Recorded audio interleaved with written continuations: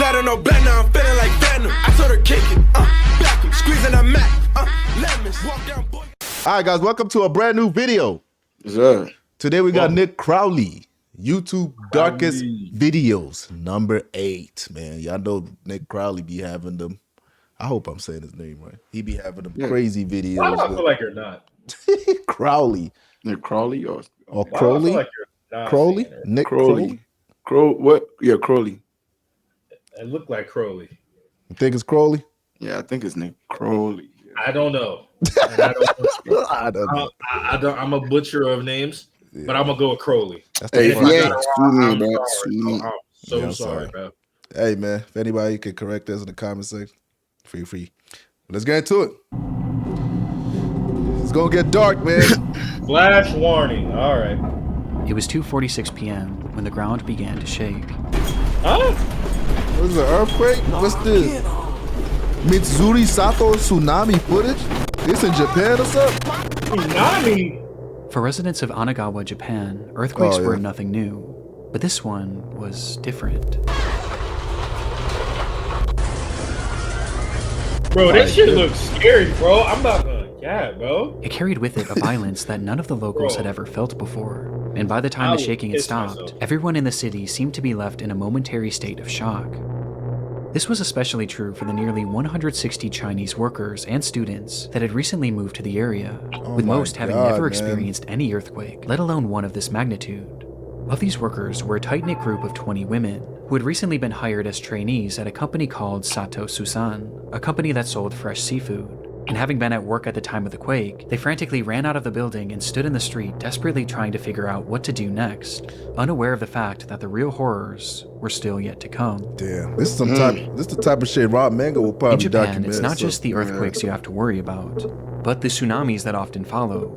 And usually, the bigger the earthquake, the bigger the wave. And given that Anagawa was right on the sea and Sato Susan was directly on the shoreline, these women were now standing directly in the path of an impending disaster.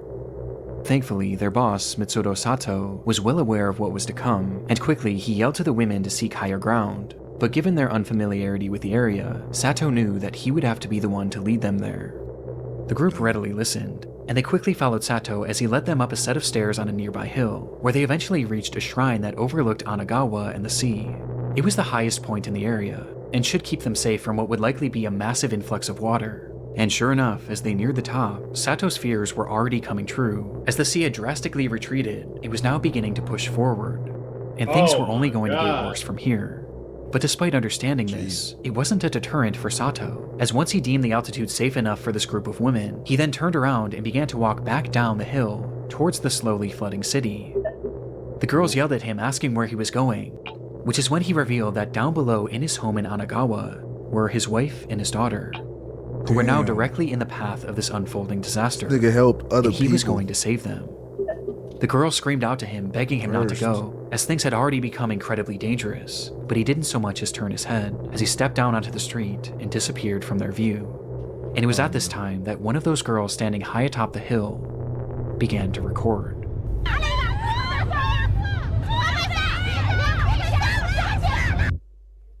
That's gotta be a flip phone camera, bro. That dude helped strangers before his own family, bro. That's good.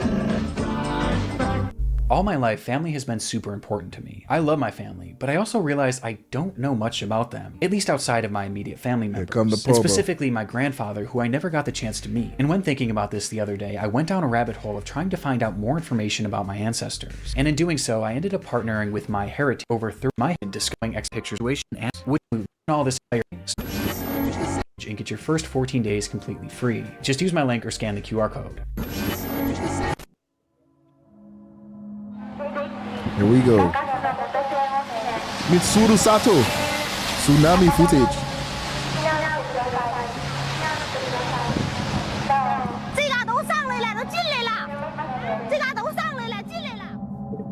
The footage shows that the shoreline was no more, as the water had inundated the entire area as it slowly crept its way deeper and deeper into the city streets.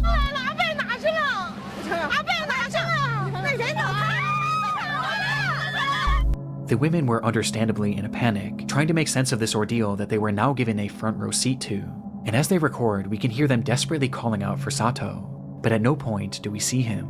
We just know that he's down there, somewhere. And as the desperation in their pleas increases, so too does the fury of the water.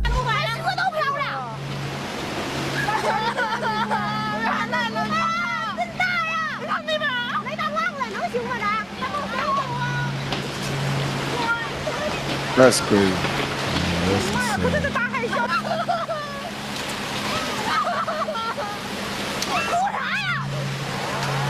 Is that people on top of that?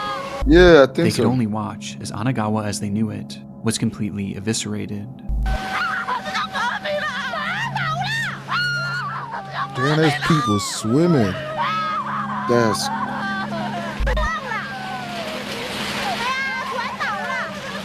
Bro, that should be crazy, because that should be moving vehicles and shit, bro. And by this point, You they get realized hit that with there was now vehicles? essentially no hope for Sato. It was at this time that the women realized that despite already being at a considerable height, it still might not be enough, and so they ran even higher up the hill, desperately trying to get out of the path of this water.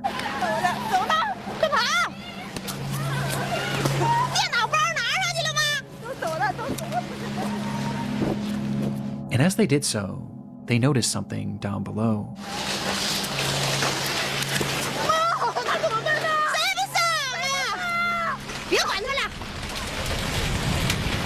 Who's that? who the hell? Standing on a rooftop in the middle of this massive tsunami was Mitsudo Sato. Oh, that's the guy. The building that he stood on was once a full 2 stories off the ground, but was now Damn. just a few inches above the surface of the water. Oh, man.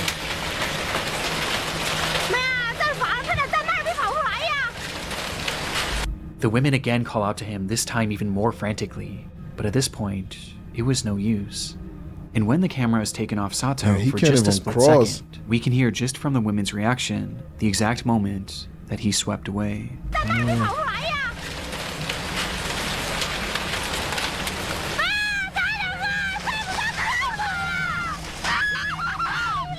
Damn. You watched him get swept though? The recording stops shortly after, and Fuck. restarts minutes later, revealing that the streets where the women had been standing just moments before were now fully underwater, and the buildings that once stood around them were now reduced to nothingness. Jesus Christ. In front of man. them was a sea of death, and had Mitsudo Sato not led them up that hill, then all of these women would have certainly been a part of it. That's crazy. Wait, so that point is the date was only March shit that 11th, survived? 2011, a day where Japan had been hit by its most devastating earthquake ever, with it ringing in at a magnitude 9.0, Holy which in turn fucking caused the shit. nation's worst ever tsunami, as that day, 19,759 people would lose their lives, Oh my goodness, bro. with Mitsudo Sato being one of them. But against all odds, his wife and daughter were not part of that death toll, as it's been reported that they Oh, were shit. later found alive and unharmed. Oh man. The devastation that's that occurred that day is incomprehensible, and I all the don't know footage why of this I feel disaster like I've could heard warrant a about place this in this story. video. Yeah, I think so. Especially This the was- footage of this was Hanagawa, very big. as you can see what it looked like Yeah. before, during, goodness, bro. and after.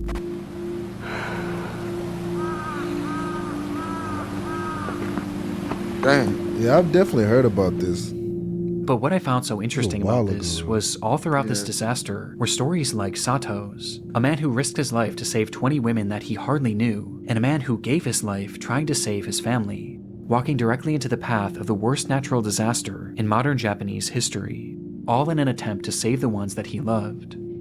And I That's honestly find crazy. it quite beautiful that afterwards, these women adamantly shared his story and made sure that the world forever remembered Mitsudo Sato as the hero that he was. And of those 160 Chinese migrants who worked in the area, it was later reported that not a single one of them perished, which speaks volumes about the Wow. people of Anagawa, who so readily put others' lives before their own.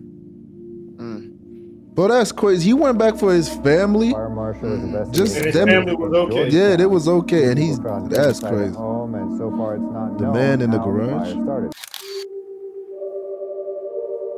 It was just past 5:30 a.m. on the 17th of February 2021 when residents of a small neighborhood in Georgetown, Ontario were woken by the sound of sirens blaring. One man frantically grabbed his cell phone and rushed outside to record the unfolding scene, where he was met with a horrific sight. His neighbor's home was fully engulfed in flames.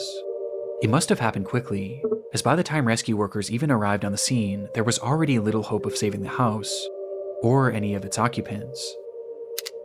It would take hours before that blaze was finally quelled, revealing the charred devastation inside, as firefighters would find the remains of 56-year-old Christina Rirak and 59-year-old Andrew Rirak within the home's garage. The cause of this fire was initially unknown, but quickly the situation was deemed suspicious when experts determined that the fire had started as a result of some sort of explosion that had happened within the garage where the couple's bodies were found. This was later confirmed by security footage obtained from a neighbor who lived across the street, capturing the moments when it suddenly ignited around 5:27 a.m. There was clearly something off with this case, and things only became more sinister following the autopsies of Andrew and Christina, which revealed that they hadn't actually died in that fire, and instead, both of them had been stabbed to death, Oh my with goodness. Andrew also being badly beaten. This fire wasn't started to kill them, it was started to cover up their murder. And it did a good job of it too, as the scene was now left completely destroyed, with very little evidence being left behind. But there was something else investigators thought to check. That's security footage. The camera had been facing the garage where all of this carnage seemed to have happened, and so they thought maybe if they looked back far enough, it could at the very least show what had led up to this brutal attack. And so they rewound that footage, going back hours and hours, during all of which the garage had remained perfectly still, until they got all the way back to 6:42 of the day prior, February 16th. And the day before?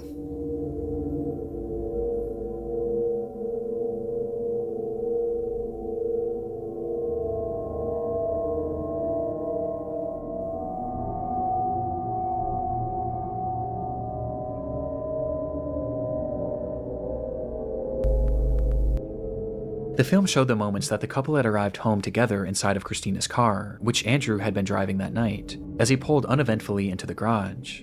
This was the last time this couple was seen alive on camera, which on its own is disturbing enough. But as it turns out, there was something far more unsettling about this footage. Yeah, was that somebody on the as it right revealed the side fact walking? that Christina and Andrew weren't I thought I saw alone. something. Yeah, I swear I saw somebody's shadow walk by or some shit. Yeah, I thought I saw a shadow too. Yeah, right there. Yeah, right there. I thought. Oh, Holy fuck. Damn, bro.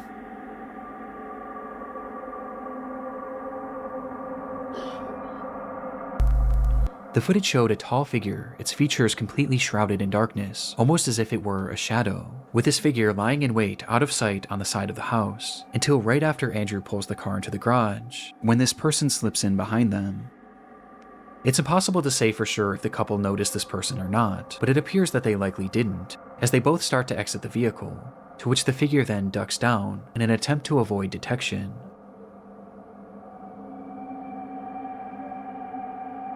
It's the other person. Until the garage door begins to slowly close. Oh, he Either did that Christina shit to or get Andrew will make it inside. out of that garage alive, as just seconds after this footage, they both would be brutally murdered by this unidentified person. That's crazy. The footage is terrifying and speaks to that innate fear in most of us, the fear of being followed, of being watched, and attacked in the moments where we least expect it. It's paranoia-inducing, and made even more off-putting by the fact that this clearly seemed to be premeditated. Whoever this was knew their schedule and had been waiting for them to arrive home, in a place where they knew they wouldn't be seen. But by this point, their motivation was as unknown as their identity. Following the discovery of this footage, bits and pieces were released to the press in order to get the public's help in identifying this unknown assailant. Crazy. It represented a rare instance of a killer being clearly caught on camera right before committing a crime. But that's also what made this case so frustrating, as despite the video capturing this person, none of their features were discernible at all. Unsurprisingly, the footage didn't bring in any relevant leads, but it at the very least showed investigators that whoever this person was knew the couple, due to its obvious premeditation. Though when looking into both Andrew and Christina, it was clear that neither of them really had any enemies in their life, with the exception of one. Harrison Brown was a 27-year-old employee at a company called Rogue Transportations, of which Christina happened to be the vice president of operations, and during his time there, Harrison was known to be abrasive and combative, with Christina often having to be the one to reprimand him, leading to Harrison resenting her. It isn't clear how police were tipped off about this strained working relationship, but they had somehow grown suspicious enough of Harrison to pay his home a visit, and what they found inside showed that this resentment he had towards Christina had actually morphed into a twisted obsession. That's crazy. Inside, police found satellite images of the Rear-X home, along with the software on the man's computer and cell phone that showed that on the 12th of February, he had secretly attached a tracking device to Christina's car. Bro, He had been tracking her crazy, movements for bro. days, which is precisely how he knew when she would be arriving home. And as if this revelation wasn't damning enough, they would also find a broken knife in his garage that contained trace amounts of Christina's blood. Damn. It was obvious what Harrison had done, and when confronted with this evidence, there was nothing more he could say other than the truth. So he admitted he had grown a hatred for Christina because of the way that she had treated him at work, and he decided that he needed to get his revenge. That's when he purchased By this killing tracking her? device and began obsessing over her movements, studying them before finding the perfect time and place to strike. Man, And on people- February 16th, he waited outside the Rear-X home and snuck into their garage before attacking and killing them both. After the assault, Harrison would leave the home, where he began to grow paranoid about being caught, and so he returned to the house the very next morning to start that fire, with the hopes being that the blaze would cover up his tracks. Though thankfully, this didn't work, and after pleading guilty to 2 counts of first-degree murder and 1 count of arson, Harrison Brown would be sentenced to life in prison. That's crazy. Bro, some people be just I don't understand it, Tell bro. you, Like you can run, but you can't hide, nigga. you hate niggas that much, bro. You willing to Like take their life.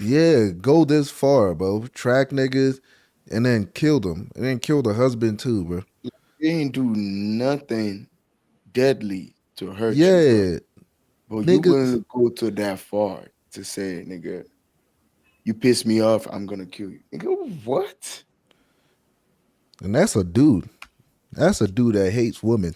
That's a dude. That's, He definitely hates women. That's But crazy. you go that far, nigga, you hate women, bro.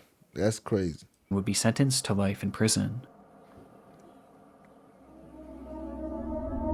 People are weird, bro. Roll over TC. I've got an unresponsive female. I gotta mail the car. Refuse to get out.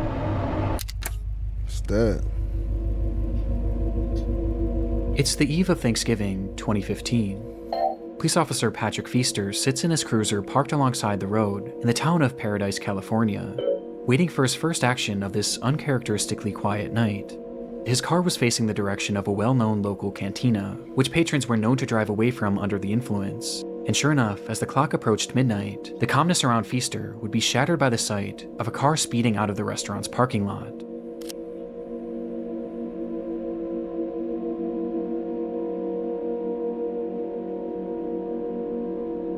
The car went unseen by Feaster's dashcam, but not by Feaster himself, as he took off, doing his best to catch up with the car that was now speeding down the road, and within a few seconds, he does.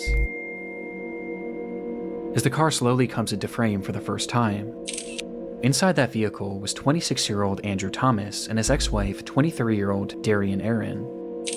Andrew had been drinking heavily that night and was well over the legal limit, with his driving showing as much as he failed to pull over once Feaster approached him, resulting in a police chase that would only end up lasting just a few seconds.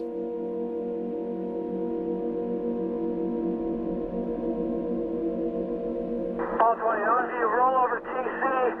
Pearson, just east of Black Olive. Damn. The fuck did he hit? Medic, code 3. As Andrew would drive his car directly into a median, causing the SUV to flip over violently before coming to a halt on its side. In that instant, Darian was ejected from the vehicle, being thrown straight through the windshield and landing No onto the seatbelt? asphalt, where despite still being alive, her injuries were likely unsurvivable. But Andrew, on the other hand, was still inside the vehicle, and he seemed to have been left relatively unharmed. As perhaps being boosted by adrenaline, he quickly tried to crawl his way out of the car in a desperate attempt to check on Darian, with Officer Feaster's dashcam capturing the entire ordeal. Though just as Andrew attempted to do so, we see Feaster step into the frame, Lit that nigga where he up, suddenly didn't draws his gun, and without saying a single word, fires 2 shots at Andrew, with one of the bullets appearing to strike him, causing his body to go limp as he falls back into the car. It happened in a literal instant, so fast that it's clear Feaster had most likely accidentally discharged his weapon, as there was no attempt at communication before the shot was fired, with Andrew clearly posing no risk to him as both of his hands were being used to hoist himself up. From the footage, this all seems to be a horrible accident, and one that Feaster seemed to recognize right away as he rushed up to the car, pointing his flashlight at the man that he had just shot, staring at him for over 10 seconds, trying to make sense of what he had just done, before he finally snaps out of it and uses his radio to call for backup. Though this is when this already dark video starts to become much more disturbing. Damn. That's fucking wild. I've got an unresponsive female. I got a male in the car refusing to get out. When Feaster makes his call, he never mentions the shooting, and instead he states that the driver was refusing to get out of the vehicle. This is then followed by Feaster walking away from the man and pointing his flashlight to the ground, almost as if he was looking for something. Copy, give your cross on Black Olive. He's looking for his shells. Pearson. Copy, Black Olive and Oh, Pearson. the bullet casing. With some theorizing that he was looking for his shell casings. Though right then, another officer arrives on the scene and begins to survey the wreckage. Just her? No, there's a male in the car refusing to get out. Where, again, Feaster says that Andrew was refusing to get out of the car, making no mention of the fact that he had just shot him. But see, these are the type It's of clear at police this officers. point what Feaster was trying to do. He was trying to cover up his accident. But this suddenly became more difficult when Andrew started to speak. Okay, we got one. He's refusing to get out. Get out of the car, sir. You're not shot, sir. Get out of the car. You're not Andrew shot. Thomas was still alive and had muttered to Feaster that he had been shot, but even to his face, Feaster denies it. Shortly after, Andrew then tries to tell the other cop what had happened. Sir, come out of the car. This car is still on, and I don't want you to get hurt. Nah, look at him. He know he's cooked. You know like, he's that cooked, nigga bro. know he's done for, bro. But like, what is wrong with, man? That's crazy, bro. Nigga didn't even, hey, hands in the air, nothing. Nigga just, oh, boom, boom, boom. These are the type of shit that I don't like, bro. Like, niggas like this, bro. Like, fucking idiots, man. Come out of the car. This car is still on, and I don't want you to And then he lied about it. Yeah, I was right there. I saw it. Did you get shot at the cantina? Who shot you? The cop did not shoot you. But understandably, this other cop wasn't believing him, as surely Feaster would have said something at this point. And so, the minutes start to pass. And after 5 full minutes, Feaster continues processing the scene like nothing had happened, with the other officer being left to theorize that Andrew must have been seriously injured and was likely in a state of shock, which is why he was making all of these strange claims about being shot. He may be hurt in there. Yeah, I know he is. He's in shock at the very least.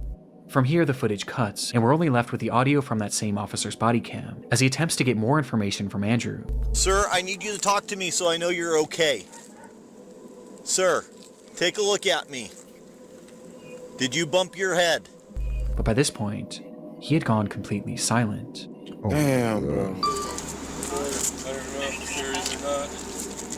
10 minutes later, the footage then cuts back on, this time to another officer's body cam, which shows that an ambulance had now finally arrived on the scene, with medics first directing their attention to Darian, who was in the worst shape, as she would tragically be pronounced dead shortly after. But despite all of these first responders on the scene, none of them had any idea that the man inside that vehicle had just been shot, and shot by one of their colleagues. And in these moments, Andrew was slowly losing his life as each minute passed.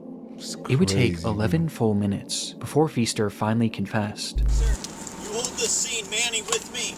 We're going over to the cantina to find out if this guy...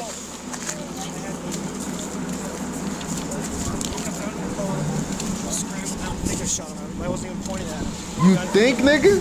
Saying that he might have shot the man, but he wasn't sure. And immediately after saying this, the recording is stopped, and the footage comes to an end. Man. Sure enough, in that moment, Officer Patrick Feaster had in fact shot Andrew Thomas, with a bullet striking him directly in the neck. And the reason why he wasn't getting out of his vehicle was because that gunshot had left him fully paralyzed from the neck down. His condition was awful, and made worse by the length of Let me time that it guess, they took for him to covered that receive nigga proper shit up. treatment. They And tried despite to. fighting for weeks, Andrew Thomas would lose his life less than 1 month later due to that gunshot wound. Afterwards, Feaster admitted that he did fire his gun, but claimed that in the moment he wasn't actually sure if he had hit Andrew, But many found this hard to believe, as his gun clearly goes off while he's pointing it at Andrew, and he clearly gets a good view of him immediately after the fact. Not to mention the fact that Andrew literally told him over and over again that he was shot. But for many, by far the most incriminating moment was when Feaster appeared to be looking for his shell casings.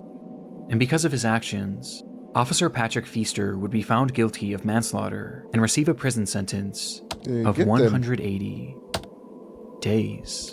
A decision that was heavily contested but ultimately upheld. And while no one is defending Andrew Thomas's decision to drink and drive that night, Feaster's use of deadly force and his blatant attempt at covering it up make this footage harrowing nonetheless. Bro, this is not enough for y'all to 180 days. To fuck this nigga up, bro. 180 days, bro. This nigga literally sat there and capped the whole time. Y'all got a fucking camera footage, bro, of this nigga looking for bullets and shit. What is that, like 6 months? But this nigga just, is that 6 months? Nigga, that's like, it's like 3, wait. 180 days? No, it's like 6, I think. Hold on, bro. I'm doing my math right. Yeah, it's like 6 months. Yeah, 6.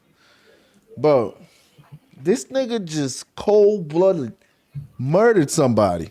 And you telling me they gave this nigga 180 days, bro? Oh, man. The footage is right there, bro. You want to get away with murder? Be a police officer. My goodness, man. How to get away with murder 101, bro. But it's the same stuff. What's that woman, bro? Forgot her name. There was like something that happened. I think it was like last year. I don't know how many days that nigga got, but there's this lady that she tried to, I don't know what she was going through, but she tried to pour hot ass water on a cop.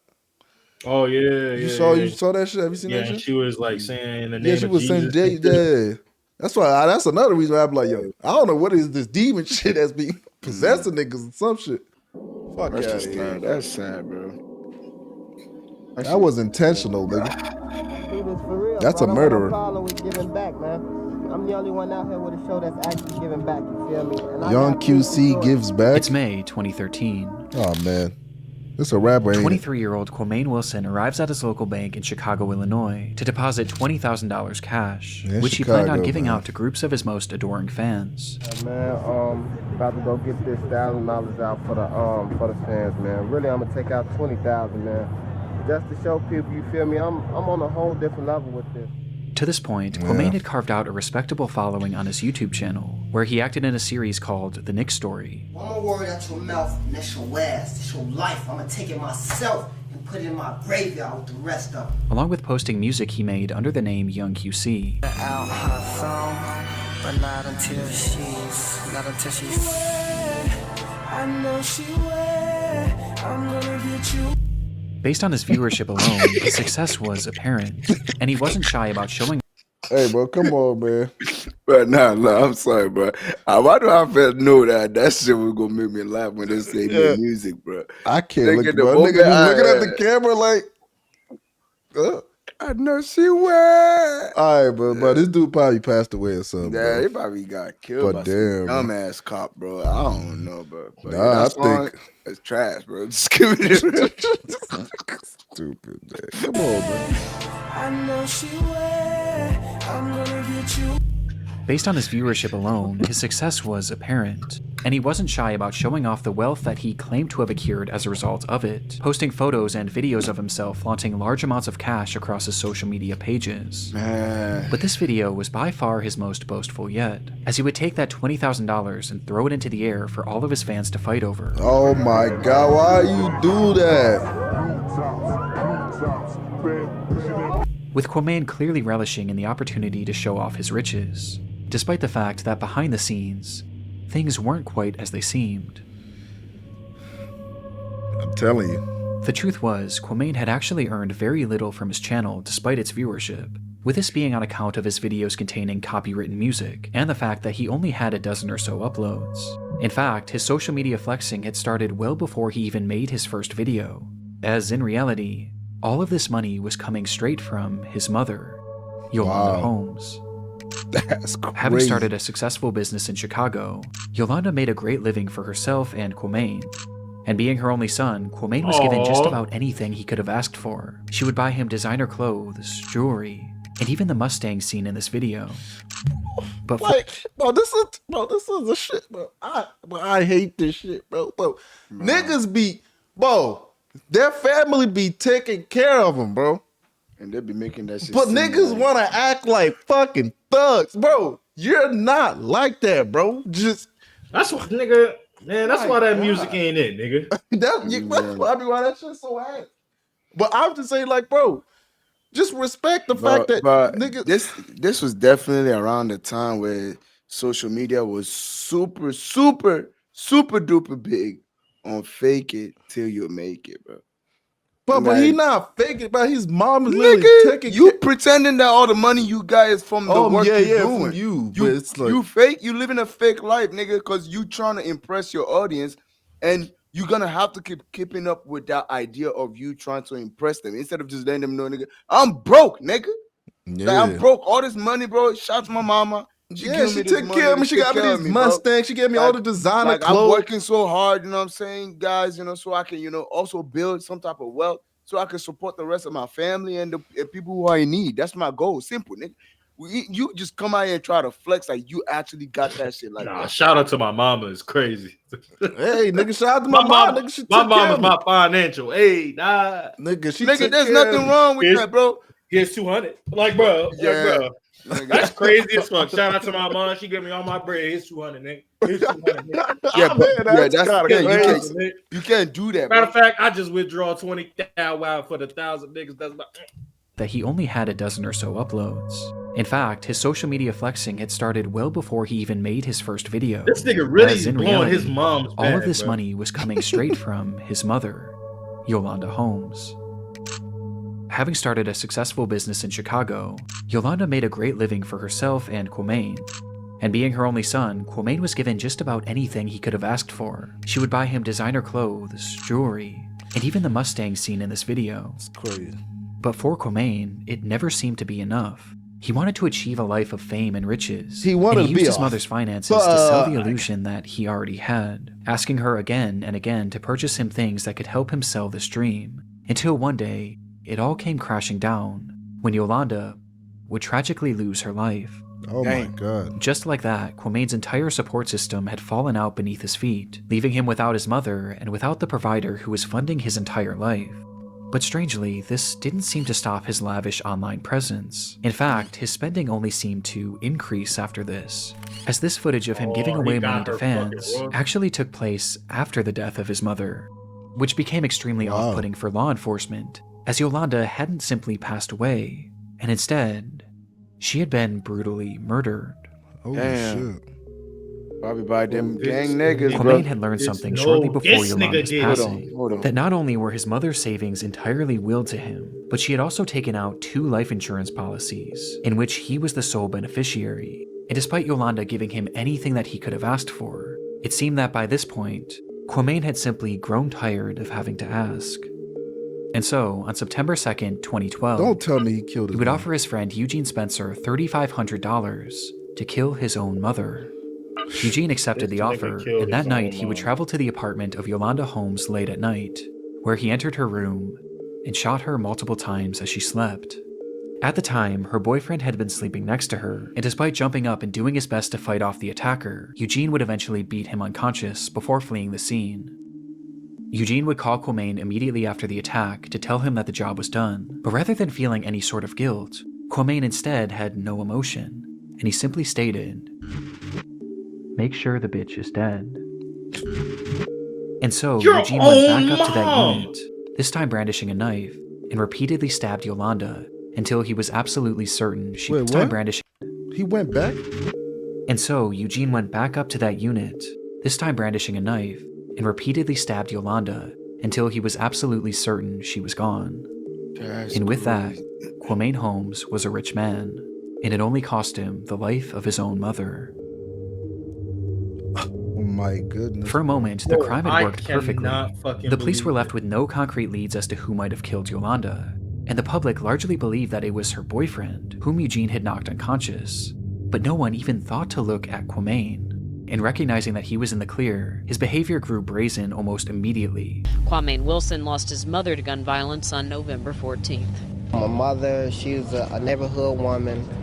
A guy entered her home, and murdered her, just to steal.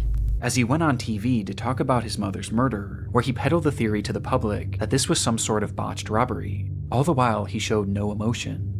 He wouldn't even wait a full week before depositing the money, as he took out $90,000 within just the first few days, and immediately began showing it off to his followers. And in this footage where he gave away that $20,000, throwing it into the air as if it meant nothing to him, every cent of that had come from the death of his own mother, a death in which he was entirely responsible for.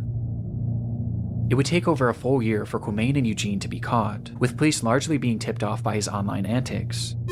And in the end, Eugene was given a 100-year prison sentence, while Quamain received 99 years, with his legacy now permanently defined by his creation of one of YouTube's darkest videos. That's Man, I hope that nigga right in that jail cell, nigga. Nigga, I knew that nigga was on some weird shit. No wonder why his son was ass. Yeah, but the police can get 180 days. I want to give one last thank you to this video sponsor, MyHeritage. Use my link down below to get your first 14 days completely free. Bro, like, money, and bro, this nigga said, bet, yeah, I'll kill your mom for $3,500, bro. Like, bro, there's niggas out here that would just kill somebody for 3 bands, bro. 3 bands. Bro, that's not even a lot of money, bro. 3 bands? Nigga, that's like a freaking mortgage payment, bro. This nigga's out here that takes somebody's life for $3,500, bro. That's crazy. That's just insane. Like, man. What's the point, bro? Like, what is the point with these niggas anymore, bro? I don't know, man. This is so crazy to me, bro. That's great. You don't usually see this type of shit. Actually, yeah, I don't know what I'm talking about. I mean, shit. Someone ordering a fucking bounty on their mom, bro? But on their own mother, bro. Especially when your mom takes care of every single thing that you do. She supports your fake ass dream, buying you all the things that you need, but you got tired of asking. That's what I'm saying. You got spoiled, bro. That nigga said, nah. I want more. I ain't gonna lie, bro. This is why you can't tell niggas certain shit, bro. The mom told him, oh yeah, man, I got you on all my shit. So when I die, you get to keep all my shit. He's like, oh, for real? Shit, let me take that bitch right now. That's crazy. Man. He called his own mom a bitch, too. Yeah, he's like, make sure that bitch is dead. What the fuck did she do to you, bro? Bro, if you watching this on YouTube right now, bro, you better go hug your mama because you don't know how much sacrifice your mom or your dad is making for you just for you to be alive, bro. Yeah. Just for you to be fed, just for you to have clothes on your neck.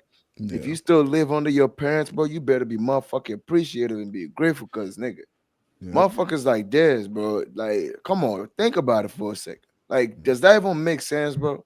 Yeah. Somebody that's really supporting what you're doing, even though that's just stupid, whatever the fuck you doing, and they're giving you their own hard-earned money. They work hard for that shit to give you that money and just give it to you. No, they don't ask for nothing because you're the only child or whatever the case may be, and you decide, I want all of it.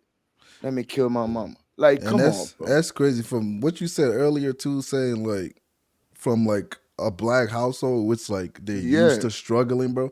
You actually have the financial support from your family. We ain't talking low money, nigga. You got rich nigga good bread, money. bro. Like, nigga, you got that. Like, you how got do that. you get to the point that you want to kill your mom, bro? There's hella, and she's in your life though. Like, bro. What did she like, nigga? What did she do to you as a kid that makes you want to do this shit? They want to come from struggle so bad. Like, bro, why? Like, they want to be able to say, I made it. I started from the bottom now. And that's the thing. They want to be able to say that, bro. It's the story, bro. And I'm telling you, bro, this nigga did that shit because of his rap background, bro. Niggas want to be, I get out the money. I ain't doing no struggle. Nigga. What is that, kid? At the mag, I came for the struggle. I came for the struggle, nigga. No, you didn't, bitch. You came from nigga. You came from nigga said, yeah, I came from the mud, nigga. No, you came from murdering your mom, nigga. You murder your mom and you live it. You came from your mama's pocket, nigga. Stop playing. Hey man. Anyway, this was a crazy ass video. I ain't even gonna lie. Man. Yeah, let's know. It's Yeah, crazy. let's know your opinion, man. Yeah, man. Y'all stay safe, man. Started from the luxurious house. Nigga started from a water bed, nigga. And on top of it, you in Chicago too, nigga. Man, you big baller brand in Chicago, nigga. But you what, man? Fucking mud my ass. Thank y'all for tuning in, man. Yeah, man. Peace.